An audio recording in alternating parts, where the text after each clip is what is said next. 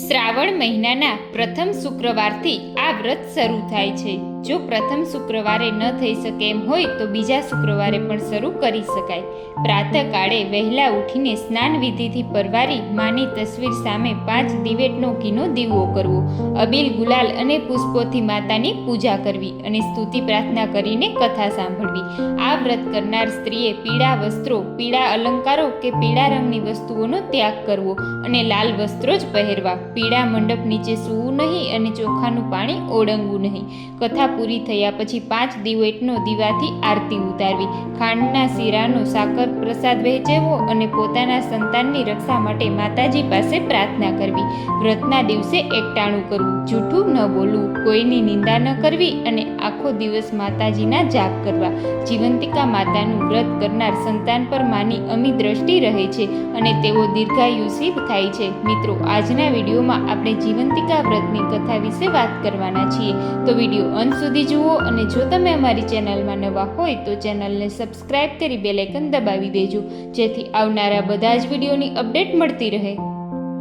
પ્રાચીન કાળમાં શિલભદ્રા નગરીમાં સુશીલ કુમાર નામે એક રાજા રાજ કરતો હતો. તેની રાણીનું નામ સુલક્ષણા હતું. રાજા રાણી ઘણા દાની અને ધર્મિષ્ઠ હતા, પણ શેર માટેની ખોટ હોવાના લીધે એમને મન સંસારમાં બધા જ સુખ ઝેર જેવા થઈ ગયા હતા.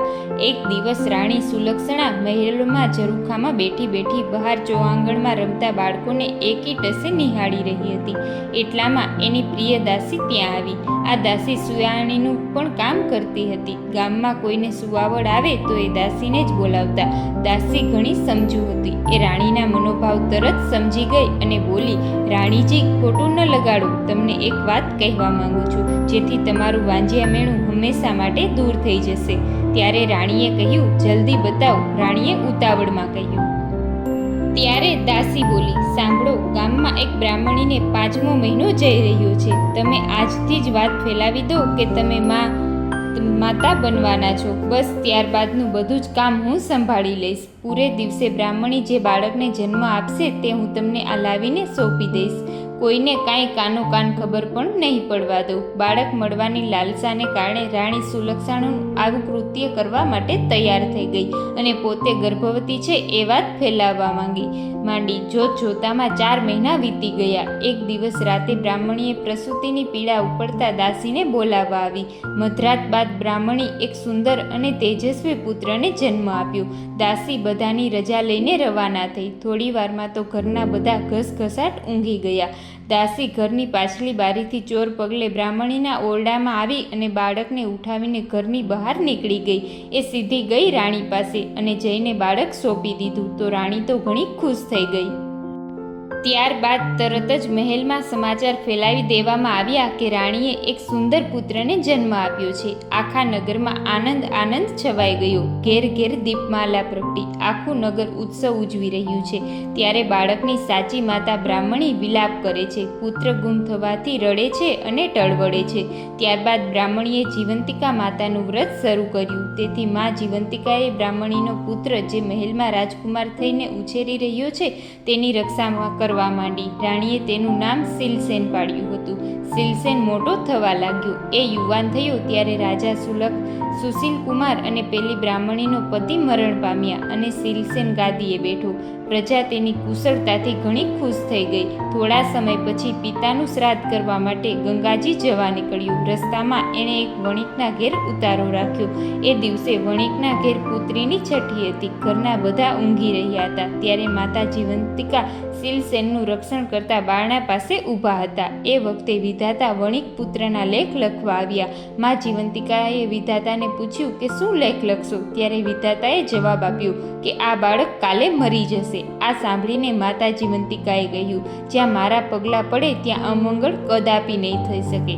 માટે બાળકનું 100 વર્ષનું આયુષ્ય લખજો. વિધાતાએ માતા જીવંતિકાની આજ્ઞા માથે ચડાવી અને બીજા દિવસે વાણિયાને પોતાના બાળકને જીવતો જોયો અને તે ગદગદ થઈ ગયો. કારણ કે એને ત્યાં જન્મેલ બાળકોનો 7મો દિવસ જોતા જ ન હતા અને તેને ખાતરી થઈ ગઈ હતી કે આ બધું આ મુસાફરના મંગલ પગલાંના કારણે જ થઈ રહ્યું છે.